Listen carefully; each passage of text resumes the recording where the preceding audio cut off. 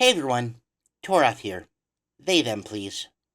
I need to tell you about a movie that broke my heart when I was too young to understand why. It's called The Last Unicorn. It came out in 1982, same year as The Secret of Nim and The Flight of Dragons. It was made by the same Rankin Bass production company that made all those weirdly beloved and/or terrifying stop-motion Christmas specials you remember from childhood. When The Last Unicorn was released in theaters, it was a flop. It went straight to video. Then it aired on ABC as a Saturday night movie in 1986. Most people have never heard of it. The people who have heard of it tend to get a certain look in their eyes, like they're remembering something sacred and maybe a little embarrassing. I am one of those people, and today I want to talk about what it means to be the last of something, to wait for magic that shows up too late, and to carry sorrow with you, even after you've won. The movie opens with a huntsman telling his son there's one unicorn left in the world, and as long as it lives in this forest, they'll find no game to hunt. Then we cut to the unicorn herself, voiced by Mia Farrow, all ethereal sadness, and she's standing alone in a clearing by a pond. And she says, "Am I the only unicorn there is? The last?" And then,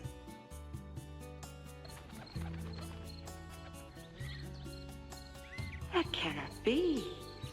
Why would I be the last? What do men know? Because they have seen no unicorns for a while does not mean that we have all vanished. We do not vanish. There has never been a time without unicorns. We live forever. this is a character who just learned that everything she believed about the world, and about her own immortality, and about the permanence of her kind, might be wrong. Her first reaction isn't acceptance. It's denial. It's anger. It's what do men know? This is not typical kids' movie dialogue. That's existential crisis territory, and we're just 5 minutes in. The movie doesn't explain why the unicorns vanished. It doesn't give us a backstory or a villain origin. It just drops us into the middle of a character's grief and says, "Here, sit with this." The unicorn's guide on this initial step of the journey is a butterfly. And I need you to understand, this is not a cute, helpful Disney sidekick. He talks in riddles and half-remembered poetry and songs that we on Earth would recognize as pop hits. He's frustrating. He's the kind of guide you get when the universe doesn't actually want you to succeed. He does move the story forward, though. From him, the unicorn learns about the Red Bull, the creature that drinks the fire and pushes unicorns to the ends of the earth. The creature that serves King Haggard, a miserable old man who sits in his seaside castle and keeps the unicorns prisoner. The movie never fully explains why Haggard does what he does, but we can feel it. Some people just want to hoard the light because they can't stand that it exists without them. Some people see beauty and want to own it, even if owning it means destroying it. There's a fan interpretation I heard once that struck with me. Someone suggested the Red Bull represents adulthood as the thing that chases innocence out of the world, and that Haggard is someone who lost his own wonder so long ago that the only way he can feel anything is by possessing it in others. Now, I don't know if that's what Peter S. Beagle intended when he wrote the novel, and later adapted it for the screen himself. But for me, the movie works on the level of feeling, not strict allegory, and that's enough. Okay, I also need to talk about Molly Grue, because this scene is the movie's heart. Molly is a middle-aged woman who spent her entire life waiting for magic to show up. She's the companion of a fake hero, an actual outlaw named Captain Cully, a washed-up fraud who leads a band of equally washed-up men. Molly isn't a princess. She isn't a maiden. She's someone who dreamed of unicorns when she was young, And then life happened, and she ended up here, middle-aged, tired, following a man who isn't even good at pretending to be a hero. When she was young and innocent, she dreamed of the moment she would meet a unicorn. And now the unicorn shows up.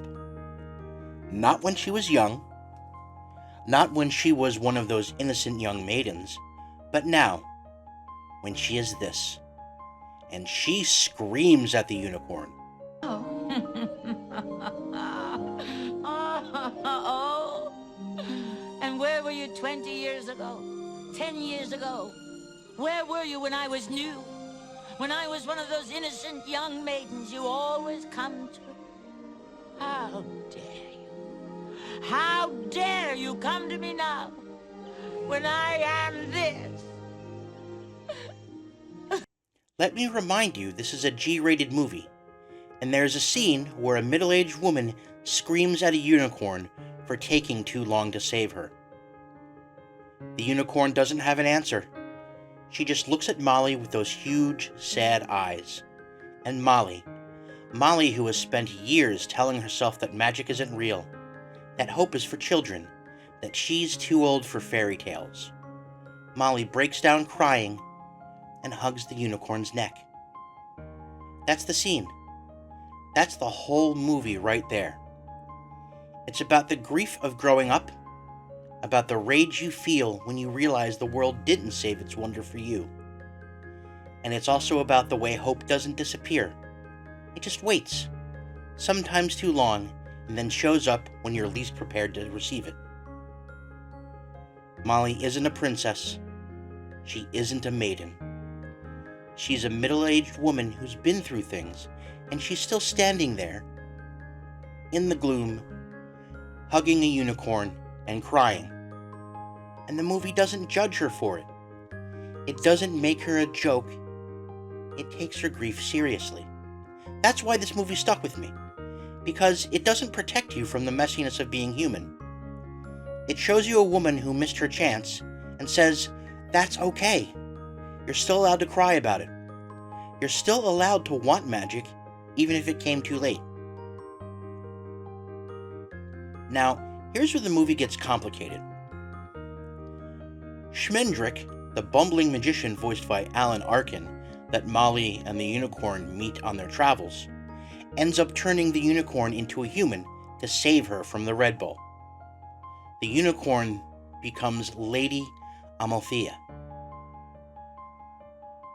She has long white hair, and she begins to forget. She forgets why she came. She forgets that she's a unicorn. She starts to feel things, mortal things, loneliness, desire, the weight of time.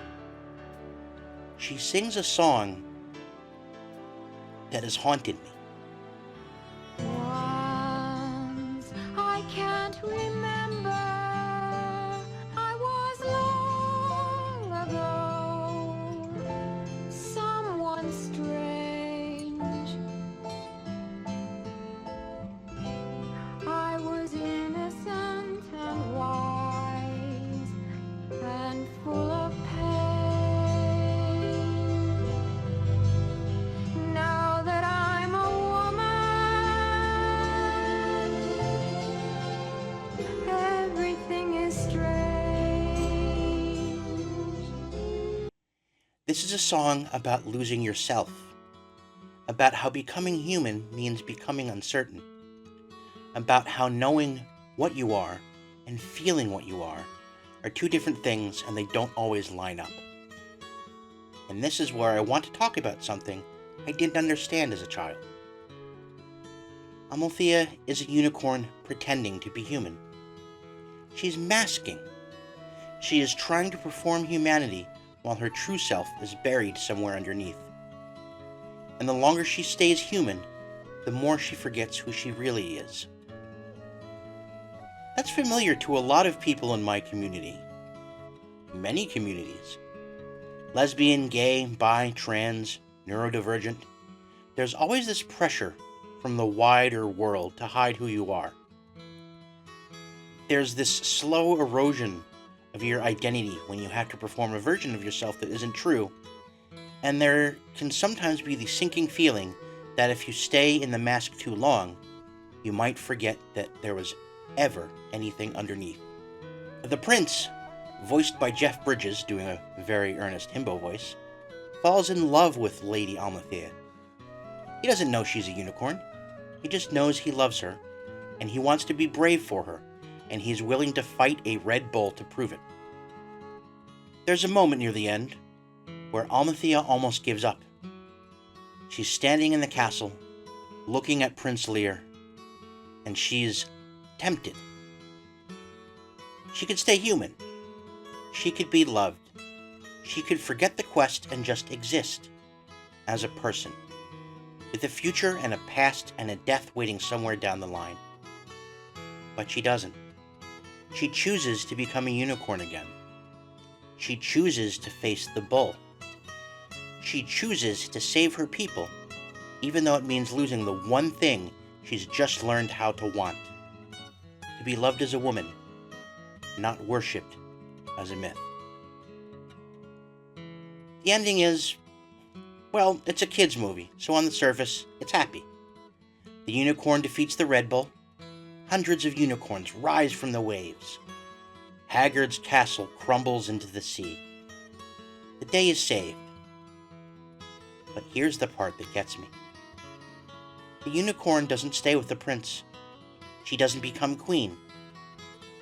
She thanks Schmendrick. She tells Molly she's grateful, and she walks back into her enchanted forest alone, carrying the memory of what it felt like to be human. She says, I am a little afraid to go home. I have been mortal, and some part of me is mortal yet. I'm no longer like the others, for no unicorn was ever born who could regret, but now I do. I regret. I am sorry. I have done you evil, and I cannot undo it. No. Unicorns are in the world again. No sorrow will live in me as long as that joy. Save one. She thanks him for the sorrow. She thanks him for the grief, because without it, she wouldn't have known what she was fighting for. This is where the ending gets a little complicated. Did she win? Yes, the unicorns are free. The world has magic again. But she's not the same creature who started this journey. She's been changed. She knows what it means to be mortal. She knows what it means to love and lose. And she carries that with her forever. That's not a happy ending. That is a true one. So here's what I think this movie is about. It's not about defeating the villain. It's not about saving the world. It's what about you carry with you after the adventure is over. The Last Unicorn is a movie about what happens when you let the world grind your wonder down. When you become King Haggard, hoarding beauty because you've forgotten how to feel it. When you become Molly Grue, bitter that the magic didn't come when you were young enough to enjoy it. When you become the unicorn, so focused on your quest that you almost forget why you started it in the first place. And this is where I want to connect something. The reason I care about this movie is the same reason I care about protecting so-called weird communities. The same reason I care about fighting back against payment processors and age verification laws. It's not just political. It's not just about free speech or financial access. It's also about wonder. The Last Unicorn is a movie that's losing its wonder, losing its magic. And that sounds familiar to me. Right now, the spaces where furries, queer artists, indie game creators, and developers get to be weird, get to share their wonder, get to be themselves, are shrinking. Payment processors are deeming them reputational risks. Laws like COSA and Kansas's SB 244 are threatening to label them as harmful. That's not a tangent. It's the same story, the same fear, the same grief. The payment processors aren't just threatening livelihoods. They're threatening the spaces where people get to be weird, where people get to draw their dragon sonas, write their fanfics, make their weird ASMR, and cry at animated movies from 1982. And I'm not going to let that happen without a fight. Not because I think a YouTube channel hosted by a dragon avatar is going to bring down Visa, but because every time someone watches a video like this, every time someone remembers why The Last Unicorn mattered to them, that's a small act of preservation. That's a small refusal to let the world grind you down. The Last Unicorn goes home alone, but she goes home knowing what it felt like to be mortal, knowing what it felt like to love, knowing that regret and joy can exist in the same heart. That's not a sad ending. That's a true one.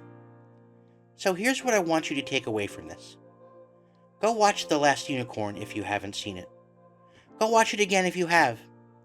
Let it be weird. Let it be sad. Let it be the kind of G-rated movie where a woman screams at a unicorn, a butterfly talks in riddles, a magician falls upward, and a Red Bull chases innocence to the ends of the earth. Then, after you've dried your eyes, remember, the weird stuff matters.